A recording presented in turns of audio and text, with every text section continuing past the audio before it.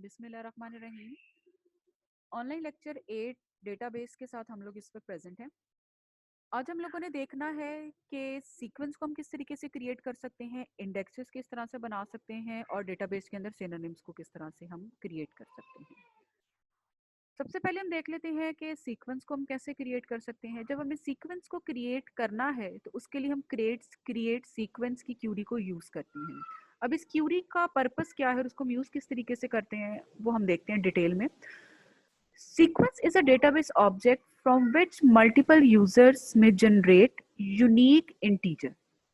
अब यहाँ पे क्या होता है कि जब हमारे पास एक से ज्यादा यूजर्स मौजूद होते हैं और हम हर यूजर के पर्सपेक्टिव से कोई वैल्यू जनरेट करना चाह रहे हों, तो एक हमारे पास ऑप्शन ये होती है कि हम हर यूजर के पर्सपेक्टिव से एक एक अलग अलग क्यूरी लिखें, जो कि बहुत ज्यादा टाइम कंज्यूमिंग काम हो सकता है। कि अगर हमारे पास नंबर ऑफ यूजर्स ज्यादा हों, फॉर एग्जांपल 10 है, 20 है, 50 है, 1000 है, तो उस केस में क्या होगा, हमारे लिए ये पॉसिबल नहीं हो सकता कि हम 1000 या 10,000 यूजर्स को अलाउ करें कि हर एक इंडिविजुअल बेसिस पे क्यूरी जनरेट करे।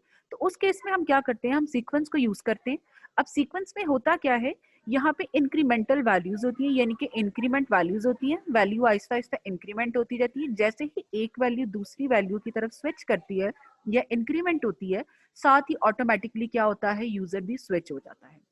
नेक्स्ट वो कहता है use sequence to automatically generate primary key values.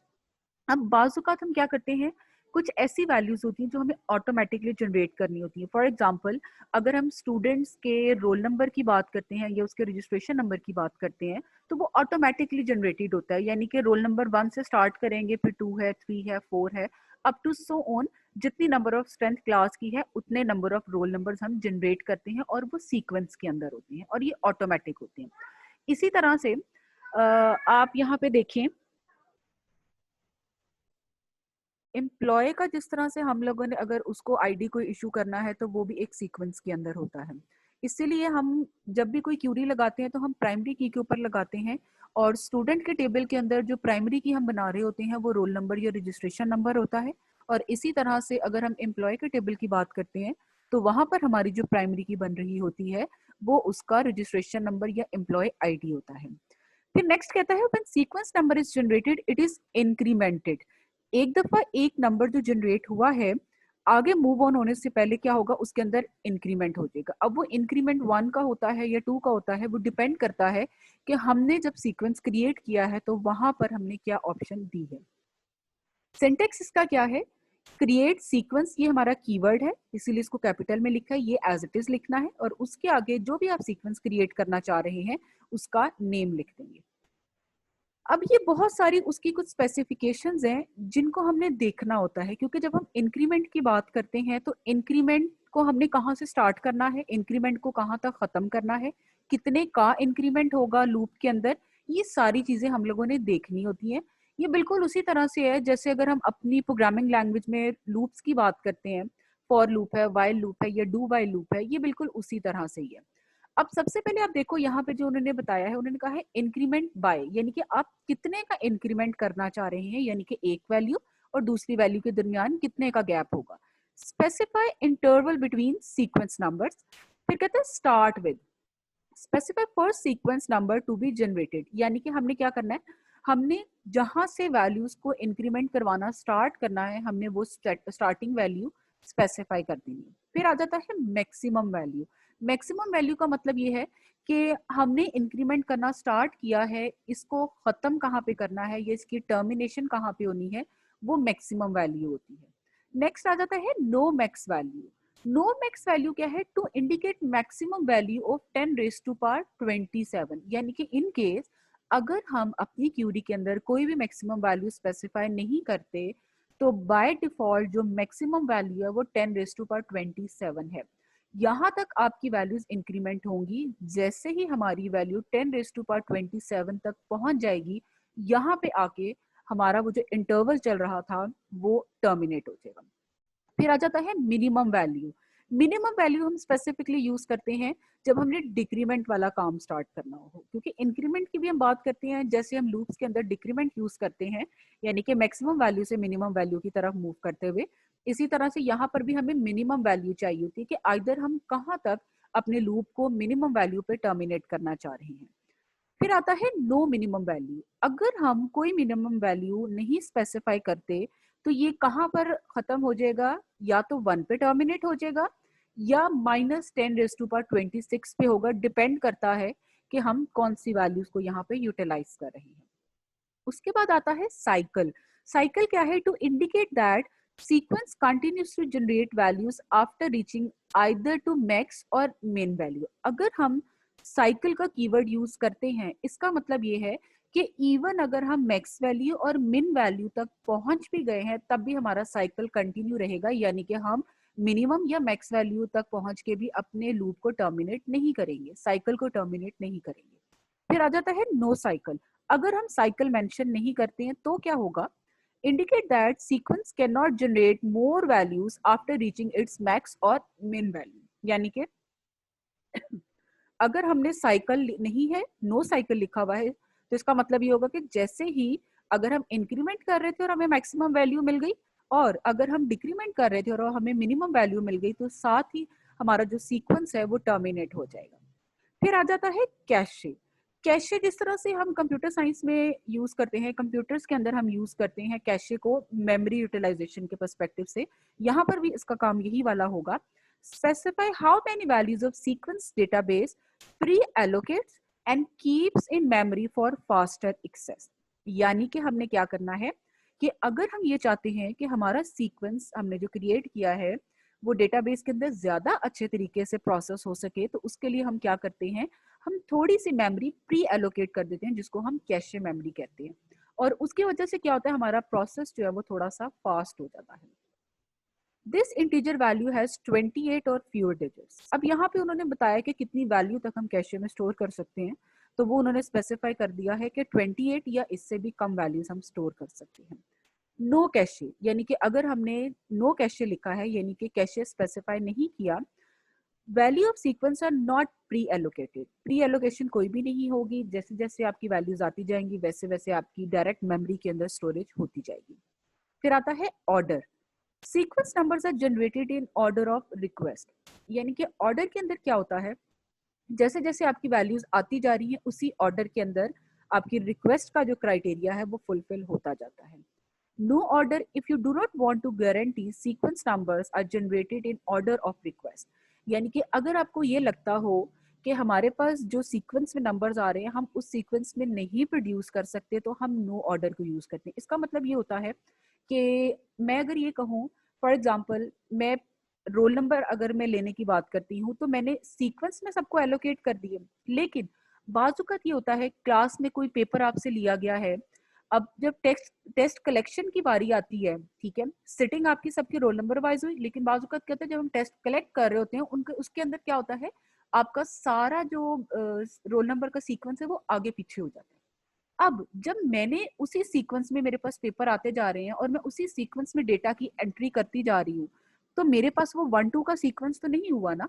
तो उस केस में फिर मैं क्या करूंगी, मैं वहां पे नो ऑर्डर यूज करूंगी, यानी कि मेरे पास कोई भी सीक्वेंस आ जाए मैं उस सीक्वेंस के अंदर वैल्यूज की एंट्री कर सकती हूँ। ये थोड़े से वो की पॉइंट्स थे जो हमने क्रिएट सीक्वेंस बनाते हुए इन सारी चीजों को ध्यान में रखना होता है। अभी आप इसकी एग्जांपल देखो, हमने कीवर्ड यूज किया क्रिएट सीक्वेंस का, और उसके आगे हमने एक सीक्वेंस बनाया है कस्टमर के नाम का, कस्टमर अंडरस्कोर सीक्वेंस। अब आप देखो नेक्स्ट उन्होंने क्या किया, start with. Start with again ये आपके पास एक कीवर्ड है और उन्होंने क्या कह दिया, कहाँ से स्टार्ट किया है, 1000 से, यानी कि स्टार्टिंग वैल्यू उन्होंने क्या एलोकेट कर दी है, 1000 कर दी है। उसके बाद कहती है increment by. Again increment by क्या है, ये भी एक आपका कीवर्ड है, और उन्होंने क्या कहा कितने का इंक्रीमेंट करना है, आगे उन्होंने डिजिट स्पेसिफाई कर दिया है 1 के साथ। और उसके बाद वो कहता है no cache and no cycle, यानी कि हमें कैशे की भी जरूरत नहीं है, हमने कोई प्री एलोकेशन मेमोरी की नहीं करनी, और नो साइकिल भी नहीं करना। नो साइकिल का मतलब ये है कि जैसे ही वैल्यू हमारी मैक्सिमम या मिनिमम वैल्यू तक पहुंचेगी वहीं पे जाके हमने क्या कर देना है, टर्मिनेट कर देना है। फिर नेक्स्ट हमारे पास आ जाता है क्रिएट इंडेक्स का। अब क्रिएट इंडेक्स का कॉन्सेप्ट वही वाला है जो हम पहले भी पढ़ चुके हुए हैं डिफरेंट सब्जेक्ट्स के अंदर, कि इंडेक्सिंग का मतलब क्या होता है कि आपके पास सीक्वेंस में डेटा पड़ा हुआ है और आप हर डेटा को क्या करते हैं, एक नंबर एलोकेट कर देते हैं और उस नंबर के बेस पे क्या होता है, आपकी इंडेक्सिंग हो जाती है। आपकी जैसे बुक के अंदर होता है कि आपके पास जो एक स्पेसिफिक हेडिंग होती है या सब हेडिंग होती है, उसको एक कैप्शन दे देते हैं और स्टार्ट में टेबल ऑफ कंटेंट्स के अंदर क्या होता है, उस हेडिंग से पहले उन्होंने उसका कंटेंट नंबर लिखा होता है और उसके आगे उसका पेज नंबर लिखा होता है। अब उसका फायदा क्या होता है, उसका फायदा ये होता है कि instead of searching the whole book for a specific topic, मैं क्या करती हूँ, मैं टेबल ऑफ कंटेंट्स में जाती हूँ, अपना स्पेसिफिक टॉपिक सर्च करती हूँ, उसके बाद उसका पेज नंबर देखती हूँ और उस स्पेसिफिक पेज को मैं अप्रोच कर लेती हूँ। उससे क्या हुआ, मेरा टाइम कंजम्पशन सेव हो गया, यानी कि मेरा बहुत ज्यादा टाइम कंज्यूम नहीं हुआ। अब यहाँ पे हम क्या करते हैं क्रिएट इंडेक्स के अंदर, use to create indexes in tables, used to retrieve data from database very fast. Users cannot see indexes, they are just used to speed up searches or queries. अब ये जब इंडेक्स को हम create कर रहे हैं, ये क्रिएट करने का काम हमारे प्रोग्रामर्स का होता है या डेटाबेस एडमिनिस्ट्रेटर्स का होता है। जो सिंपल यूजर्स होते हैं उनको इस बारे में पता ही नहीं होता है कि कोई इंडेक्स भी क्रिएट किया गया है किसी स्पेसिफिक टेबल के लिए। उनको सिर्फ यही लगता है कि उन्होंने क्यूरी दी है और इस क्यूरी के रिस्पॉन्स में उनको एक रिक्वेस्ट जनरेट हो गई है और फीडबैक मिल गया है। लेकिन ये सारा काम क्या होता है, ये थोड़ा सा स्पीडीली हो जाता है या फास्ट हो जाता है due to the creation of the index. Updating a table with indexes take more time than updating a table without, because indexes also need an update. अब वो ये कह रहे हैं कि जब आप किसी टेबल को अपडेट करते हैं, सिंपल टेबल को विदाउट इंडेक्सिंग वाला, तो वो टेबल जल्दी अपडेट हो जाएगा एज कंपेयर टू वो वाला टेबल जिसकी आपने इंडेक्सिंग की है। उसकी रीजन ये है कि जब हम इंडेक्सिंग की बात करते हैं, अगर आपने किसी एक टेबल में कोई वैल्यू चेंज की है या ऐड की है या डिलीट की है, तो ऑब्वियसली बात है उसका रेफरेंस नंबर भी तो हमने ऐड या डिलीट करना होगा, और वो रेफरेंस नंबर कहाँ पे प्रेजेंट था, वो इंडेक्स के अंदर प्रेजेंट था, तो अपडेशन वहां पर भी रिक्वायर्ड होती है। इस वजह से, क्योंकि हमने 2-3 जगहों के ऊपर जाके अपडेशन करनी होती है, तो इस वजह से वो वाले टेबल्स जो इंडेक्सेस के साथ अटैच होते हैं वो ज्यादा टाइम कंज्यूम करते हैं as compare to our simple tables. अब इसका सिंटेक्स देखो, इसके 2 सिंटेक्स हैं, यानी कि आप 2 मेथड्स के साथ इंडेक्स को क्रिएट कर सकते हैं। पहला मेथड आ जाता है कि आपने क्रिएट इंडेक्स का कीवर्ड लिखना है और उसके आगे जो भी आप इंडेक्स का नाम रखना चाह रहे हैं वो आपने वो लिख देना है। फिर अपने नेक्स्ट लाइन पे आना है और आपने ऑन का कीवर्ड लिखना है, ठीक है। यानी कि आपने सबसे पहली लाइन पे क्या किया, एक इंडेक्स क्रिएट किया, उसके बाद हमें अब रेफरेंस देना है कि हमने किस टेबल का किया है। तो उसके लिए हमने क्या किया, हमने लिखा ऑन, आगे हम उस टेबल का नेम देंगे जिसका हम इंडेक्स क्रिएट करना चाह रहे हैं, और ब्रैकेट के अंदर उन कॉलम्स का नाम देंगे जिनका स्पेसिफिकली उस टेबल के अंदर जाके एट्रीब्यूट्स का हम देना चाह रहे थे। अब कॉलम्स के अंदर जरूरी नहीं है कि आप हर दफा सारे कॉलम्स को मेंशन करें। बाजुकात ये होता है कि मुझे सिर्फ रोल नंबर, स्टूडेंट के रोल नंबर और नेम की जरूरत है, तो मैं इंस्टेड कि मैं सारे टेबल के ऊपर मैं इंडेक्सिंग लगाऊं और मेरा काम और ज्यादा स्लो हो जाए डेटा के रिट्रीवल का, मैं क्या करती हूँ, मैं स्टूडेंट के टेबल के ऊपर इंडेक्स क्रिएट करूंगी, लेकिन सिर्फ 2 कॉलम्स के ऊपर करूंगी, एक रोल नंबर पे और एक स्टूडेंट नेम के ऊपर, बाकी के ऊपर नहीं करूंगी। अब उससे क्या होगा, सिर्फ जब मेरा रोल नंबर अपडेट होगा तब ज्यादा टाइम कंजम्पशन होगी, या नेम को बाकी डेटा की कंजम्पशन में या रिट्रीवल में मुझे कोई भी किसी किस्म का डिले नहीं देखना पड़ेगा। अब दूसरा इसका मेथड क्या है, दूसरा मेथड ये है क्रिएट यूनिक इंडेक्स। अब यहाँ पे यूनिक का वर्ड ऐड किया गया है, ऊपर वाले में यूनिक का नहीं था। अब ऊपर वाले सिंटेक्स के अंदर प्रॉब्लम सिर्फ ये आनी थी, इस मेथड के अंदर, कि इन केस अगर हम डेटाबेस में इस इंडेक्स को क्रिएट कर रहे हैं और ऑलरेडी इस नाम का कोई और इंडेक्स किसी और टेबल को रेफर कर रहा होगा, तो यहाँ पे वो आइडेंटिफाई नहीं होगा। लेकिन अगर मैं सेकेंड मेथड यूज करती हूँ और यहाँ पर मैं क्रिएट यूनिक इंडेक्स को यूज कर रही हूँ, तो उसका मुझे फायदा ये होगा कि जैसे ही वो इस इंडेक्स के नाम का एक इंडेक्स क्रिएट करने लगेगा, वो सबसे पहले क्या करेगा, इस नाम को लेगा, डेटाबेस में जाएगा और कंप्लीट सर्च करेगा कि ऑलरेडी कोई एग्जिस्टिंग इंडेक्स इस नाम का तो नहीं है। अगर तो होगा तो वो एक एरर मैसेज मुझे जनरेट करवा देगा कि इंडेक्स ऑलरेडी एग्जिस्ट, और अगर नहीं होगा तो इस नाम का डेफिनेटली वो क्रिएट करके देगा। और नेक्स्ट वाली लाइन वो हमारी सेम रहेगी, ऑन, अगेन कीवर्ड है टेबल का नेम जिसके ऊपर मैं इंडेक्स क्रिएट करना चाह रही थी, और ब्रैकेट के अंदर उन कॉलम्स के नेम जिनके ऊपर मैं स्पेसिफिकली चाहती हूँ कि ये इंडेक्स काम करे। अब इसकी एग्जांपल आप देखो, क्रिएट इंडेक्स कीवर्ड यूज किया और उसके आगे उन्होंने क्या किया, IDX अंडरस्कोर लास्ट नेम। अब क्या किया उन्होंने, स्पेसिफाई कर दिया है कि एक मैंने इंडेक्स क्रिएट किया किसके ऊपर, लास्ट नेम के ऊपर। अब मुझे इस इंडेक्स का नेम देखते ही थोड़ा सा आइडिया हो जाएगा कि ये इंडेक्स किसके बारे में बात कर रहा है। नेक्स्ट पे क्या आ गया, ऑन, और पर्सन आगे उस टेबल का नाम है जिसके साथ वो इंडेक्स एक रेफरेंस क्रिएट कर रहा है, और ब्रैकेट में उन्होंने क्या किया, लास्ट नेम। लास्ट नेम किसी एट्रीब्यूट का नेम होगा। अब आप ये देखिए कि जो स्पेसिफिक कॉलम का नेम पर्सन के आगे ब्रैकेट में दिया है और ऊपर जो इंडेक्स क्रिएट किया गया है, इन दोनों के नेम्स में रिजेम्बलेंस है। रिजेम्बलेंस का फायदा हमें ये होगा कि हमें इंडेक्स देखते ही फौरन से पता चल जाएगा कि किस टेबल के अंदर किस पर्टिकुलर एट्रीब्यूट के बारे में इन्होंने ये इंडेक्स क्रिएट किया है। अब अगर हम इस इंडेक्स को डिलीट करना चाहते हैं, यानी कि हमें इस इंडेक्स की मजीद जरूरत नहीं है, या हमें ये लग रहा है कि अब हमें इसकी रिक्वायरमेंट नहीं है, हम इसको डिलीट कर दें, या मेमोरी हमारी स्पेस ऑक्यूपाई हो रही है, तो उस केस में हम क्या करते हैं, हम ड्रॉप की कमांड यूज करते हैं, ड्रॉप इंडेक्स की।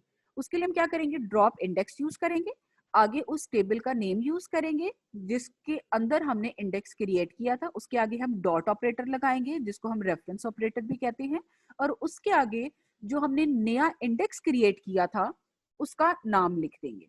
जैसे आप नीचे एग्जांपल के अंदर देखो, ड्रॉप इंडेक्स, ये हमारे पास क्या है, कीवर्ड है, उसके आगे पर्सन, पर्सन क्या था, उस टेबल का नेम था जिसके अंदर हमने लास्ट नेम के ऊपर इंडेक्स बनाया था।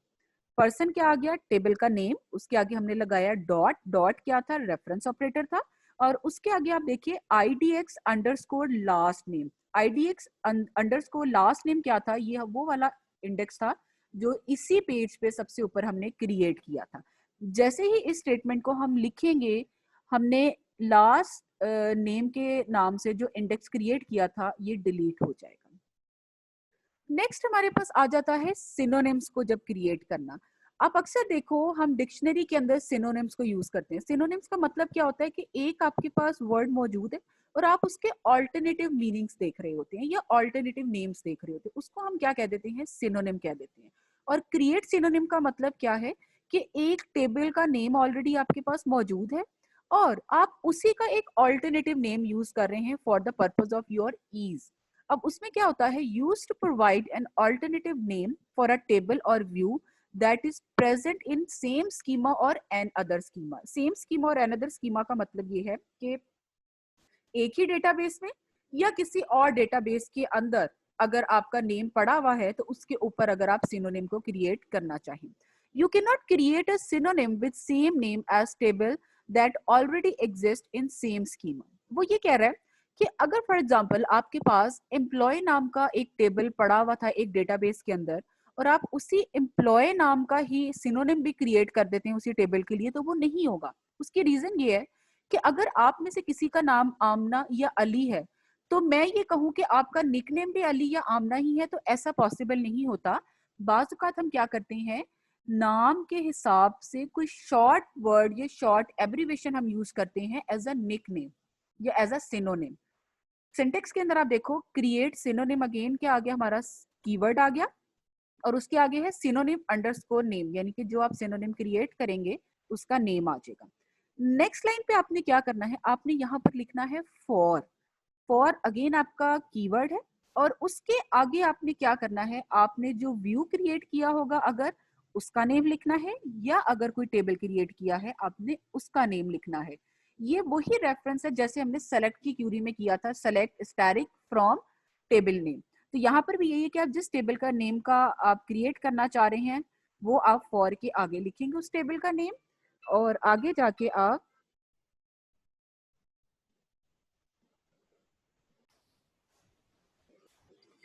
एग्जाम्पल आप इसकी देखिए। हमने क्या किया है, क्रिएट सिनोनिम लिखा, ये हमारे पास क्या था, अगेन कीवर्ड आ गया क्रिएट सिनोनिम, उसके बाद एम्प्लॉय। अब आप ये देखो, अगर पहले आप लोगों को याद हो हम EMP के नाम का एम्प्लॉय का टेबल बनाते होते थे, तो यहाँ पर हमने क्या किया, जो सिनोनिम क्रिएट किया है उसके ऑल्टरनेटिव नेम के तौर पे वो एम्प्लॉय कंप्लीट लिख दिया, EMPLOYEE। और नेक्स्ट लाइन पे हमने क्या किया, हमने लिखा फॉर और ब्रैकेट के अंदर हमने क्या कर दिया, अगेन EMP लिख दिया। EMP वही वाला ओरिजिनल टेबल था जो हम बनाते होते थे।